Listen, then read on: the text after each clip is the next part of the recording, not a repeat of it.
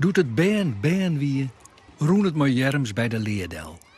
Woert dat de sleet een veert wie, de veert een grote rivier en deze wetterplossen de zee. Doet het been wie, wist het net dat het been wie. Alles hier voor hem een ziel. En alle zielen wie een ien.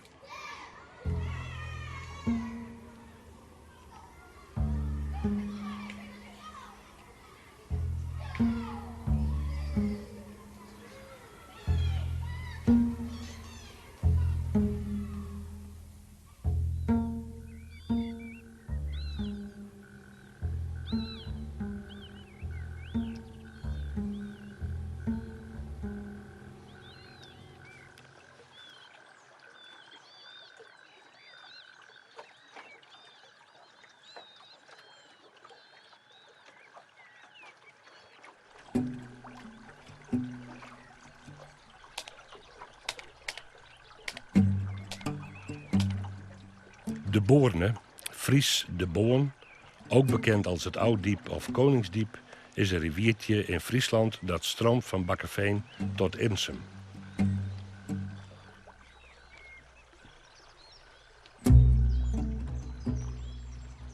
Historisch stroomde het langs Rauwert, Raad, waar het uitmondde in de Middelzee.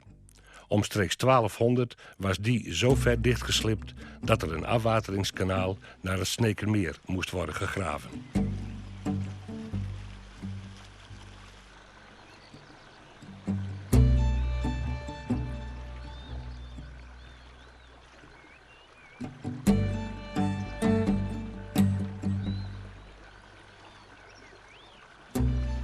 Friesland had geen grote rivieren. Ze binnen kwad. Ze beginnen samen ergens en ze houden in één nek weer op. Maar elke rivier is uniek, oeroud en daarom bijzonder. Als been ben ik gewoon deze boon en voor mij wie hij meer als alleen een rivier. Ik reis er mij nooit verliezen, doet alles spannender en mooier weer. En als streken 4 achter de horizon, naar het plak dat hij begint, naar de bron. Een plak dat ik iedere zeldziekje moest, want net iedereen wist wat het wie en hoe dat eruit zag. De boon schonk mij mijn dromen en mijn verhalen. Nou ben ik al lang ergens oors en soms lijkt het als ik mijn verhalen kwijttrekken ben. En die bron, die had ik nog hield net zo. Maar had ik er wel eens echt naar zocht.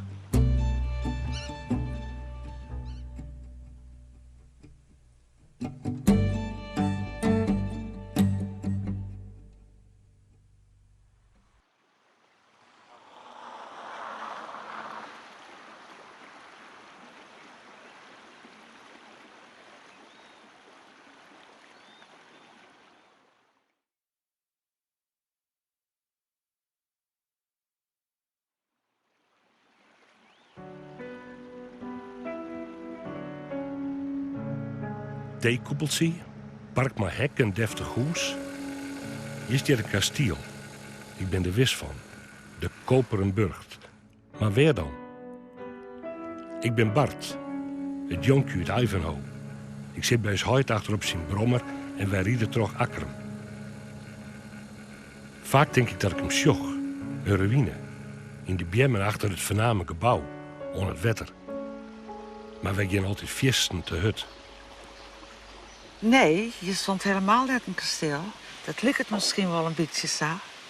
Maar dat is het net. Het is een gebouw wat u schonken is. Toch Volkert Harmen Kuipers.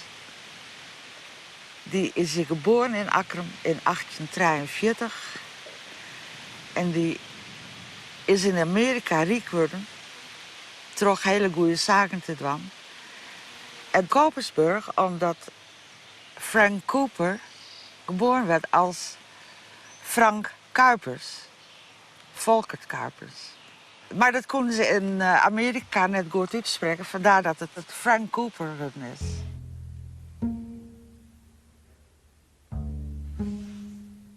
Volkert werd geboren aan de Waanswal. Dat weer een drukke vaart dus, de Boorn. En dan wil je altijd leven voor de door langs. Dus ik denk dat dat ook een reden best is dat hij wat avontuurlijk insteld wie. En op die manier denk ik dat hij het idee opvatten had om naar Amerika te gaan.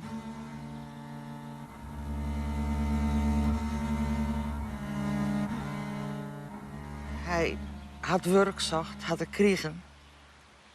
En toen had er na heel lang wrotten en wramen, om het samen te zeggen, had de kapitaalmaker, had de 2 grootste warenhuizen in Amerika zetten te weten in Chicago en New York.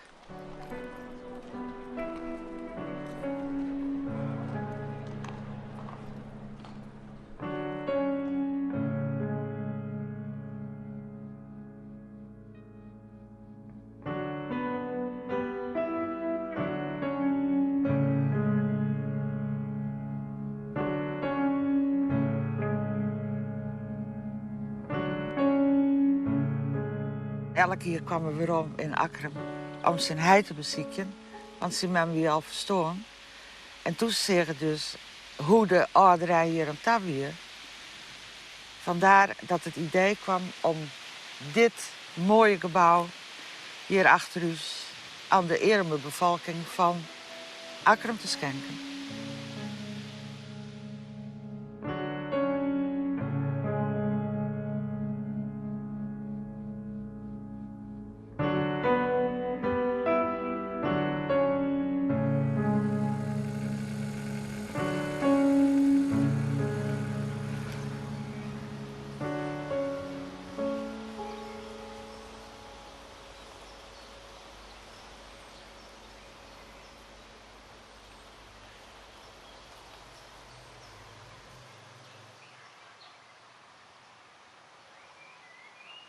De eerste reden dat er in de kranten kwam. De opening van dit prachtige gebouw, dat weer in 1901. En de tweede keer, 4 jaar later, maar de begrafenis van hem en zijn vrouw.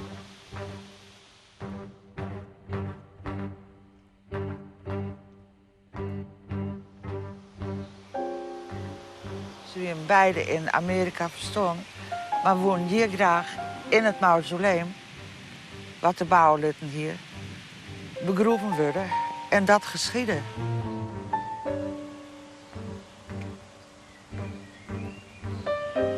En toen kwamen ze hier bij het mausoleum. Toen werden de kisten 12 centimeter te groot. En dat was dus een probleem.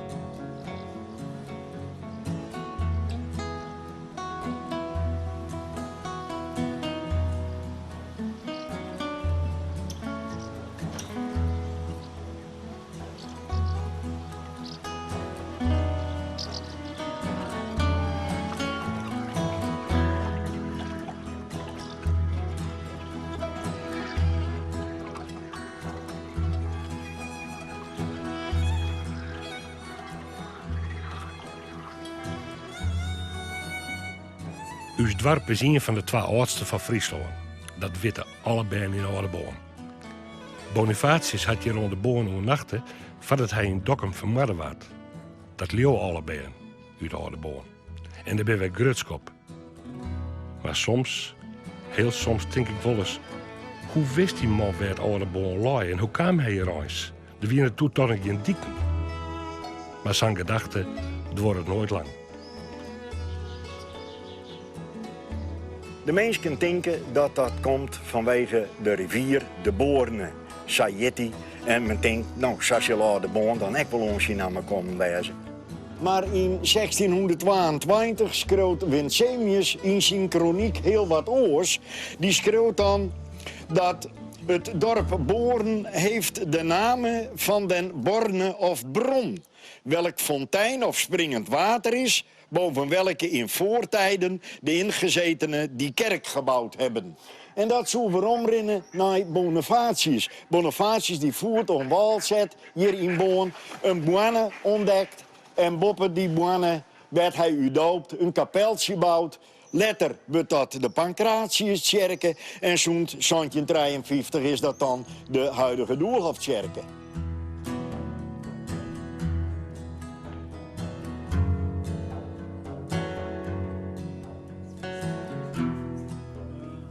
In 1928 is in de Tour de Bliksemslijn en in 1953 is het schip met de zijbeuken van de oude Pancratius aanbrutsen.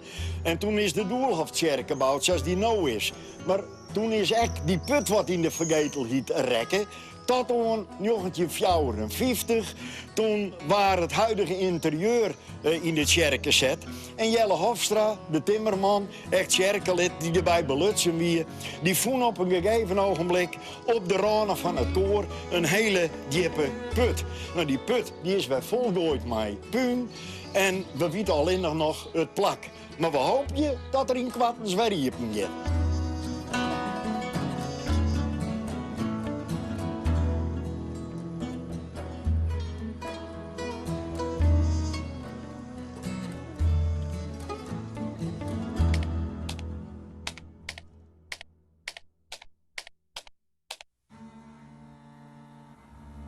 He took with him a picket number of his personal folders and pitched a camp upon the bank of the river Borden, which flows through the territoires called Westereke and Oster and divided hem.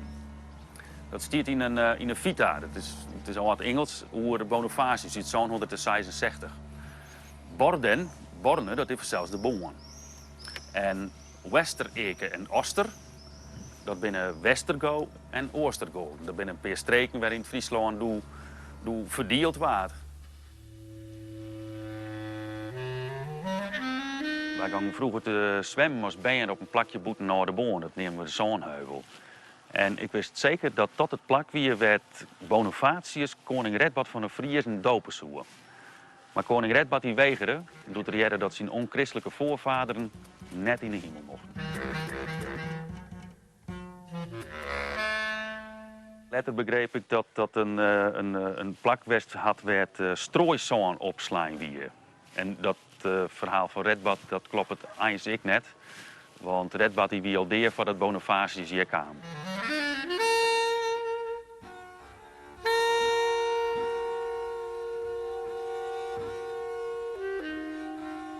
Maar ik haal op internet kaarten gevonden en de kerst op de Bon vroeger een iepen verbinding hier met de IJsselmar, de Aalmeren. Nou, en Bonifatius, die is uit Utrecht waar hij kwam, per boord deze kant op. Dus hij kan zo onder haas oorslaan wijzen deze kant op en dan is er de boon absoluut hier ik wijs, denk ik.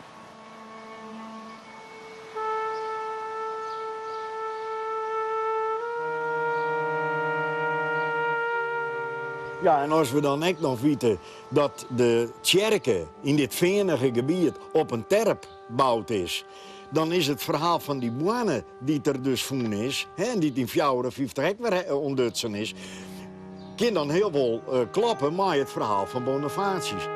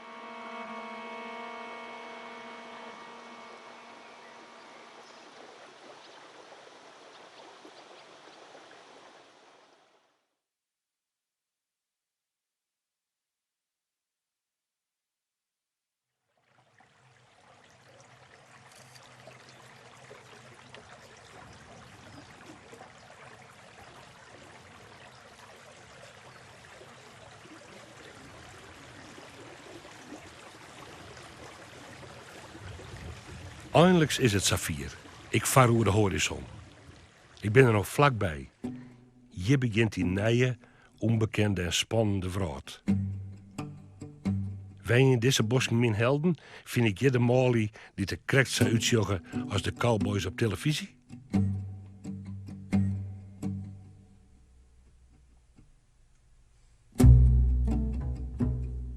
Hier mag ik fantaseren over wat ik wil. Hier krijg ik verlangens die ik zelfs nog net begreep, maar dit helemaal alleen van mij binnen. Hoeveel jonkjes hebben we net onder dit wette boete, al ik maar een eigen dromen en een eigen horizon.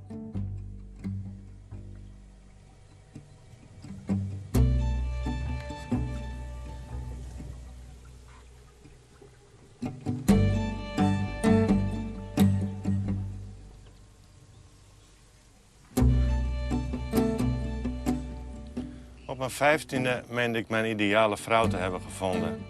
Ik droomde ervan haar aan boord te nemen van een kano en haar zachtjes voor te peddelen over de Opstelandse Compagnonsvaart naar het Koningsdiep. Een van de grote 4 rivieren van Friesland, achter mijn geboortedorp Terwispel. Het ging niet door. Ik had geen kano en zij was ook 15, maar vond mij veel te jong.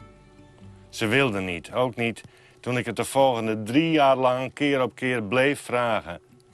Kennelijk moest ik ergens anders een geliefde zoeken. Nou, dat duurde wel even voordat dat mijn derp in Amsterdam belangstelling hier voor een jonkje uit Friesland. Je moet je er eerst wel een beetje in vechten, want dan ben je zo'n puberjongen die nog maar een paar poekels op een kop omrint en daar hadden vooral net direct de belangstelling voor. Als ik me eenzaam voelde, dan ging ik vaak te Keurien. Achter het oude station Sloterdijk, daar een hele opspuiten gebied. En mijn willige bosjes en zo, dus dat liep het dan wel wat op wat je bij steken diep langs de kant staan, sjuggen. En daar ren je dan wat om. Geen rivier verzeild, want we opspuiten gebied, dat wie ik surrogaat, maar het liep er toch wat op. En dan dacht ik, het had diep en dan een kano en daar een vrouw in. Mooi. Ik was intussen in werkkringen verzeild geraakt, zoals een sleep-in aan de Looiersgracht in Amsterdam, waar ik een Zweedse vrouw ontmoette die ik voor ideaal aanzag. Ze nam me aan boord van een vaartuig, per trein, reisde vervolgens Göteborg voorbij, waar ze me haar woning midden in een bos liet zien en ik haar vrienden leerde kennen. Na 3 weken chlorofiele harmonie kwam haar echtgenoot terug en kon ik wel weer gaan. Haar vrienden bleef ik echter zien. Ik leerde Zweeds en dacht mijn wortels uit Terwispel in het Zweedse woud terug te vinden.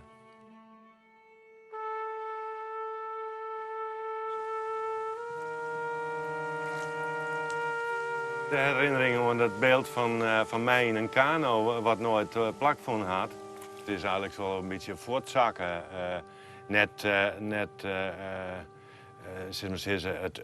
Het beeld, maar wel de behoefte om daar vaak heen. Maar nog je weer ben, denk ik, ben kwart maar eens zien hoe dat er ik op oren steken bij leidt. Ik vind het een prachtige rivier met een soort meanders erin. En daar heb ik altijd wel wat mee aan, maar zo schreeuw ik.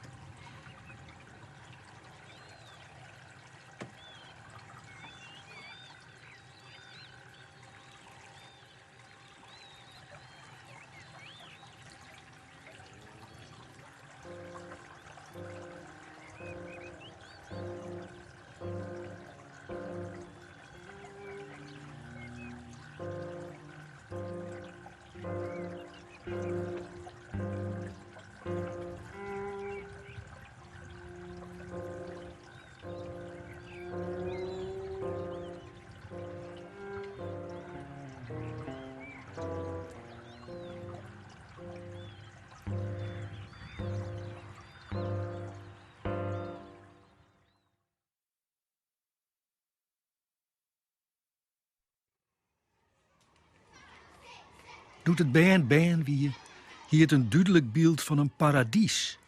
En Nona op zijn best een vermoeren. Koe het hem neer net voorstellen. En skril het er nou voor de bek.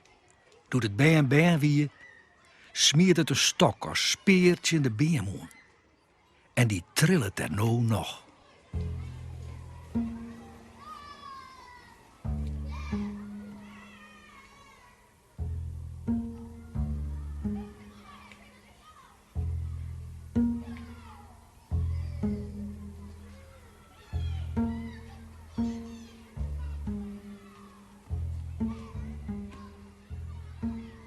Volkert Kupers ging echt naar Amerika.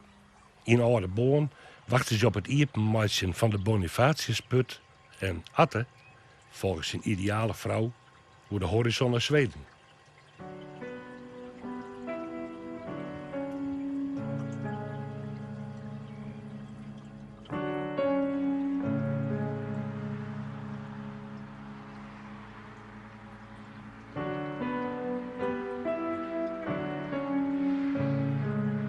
Vroeger was elk stuk land moeiteloos een prairie, wie een ppm een woord en in de vierde lijn de bergen.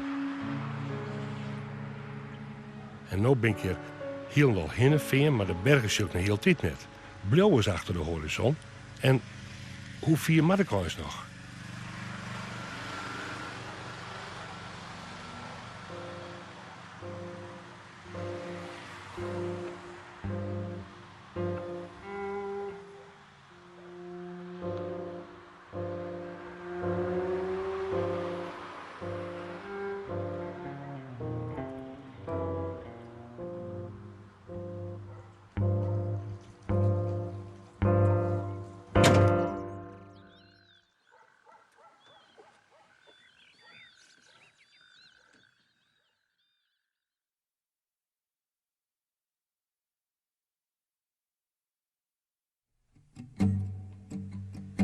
Ik ken het verder hier, eindigt mijn tocht.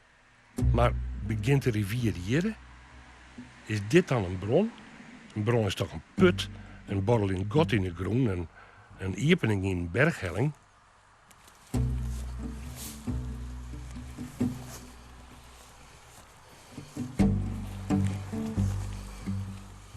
Ja, het is hier heel oors en lang net zo spannend als hoe ik mij dat als ben voorstelde. Maar hoe lang weet ik het al eens al? En is dat de reden dat ik hier net jeder binnenkom binnen en dat ik al heel lang in Amsterdam ben?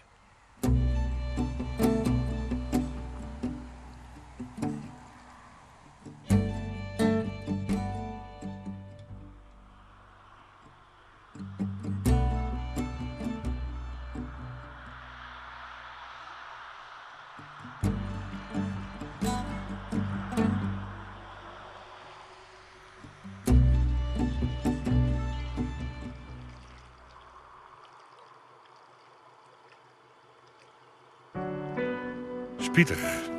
De boon had heel doch geen echte bron meer. Tenminste, zal ik het. Maar misschien heeft ik alleen nog maar in mijn holle bestien. Maar de boon stroomt je vol, al duizenden jaren. En dat blijft bijzonder. En zolang hij bestaan blijft, is deze rivier vol een bron. Een bange, met oude en nieuwe verhalen. Maar die komen net meer zelfs, like je tijd. Nou maak je ze zelfs op ziekje. Walks with a river in kind of a dream, hand in hand, the all-knowing river and me.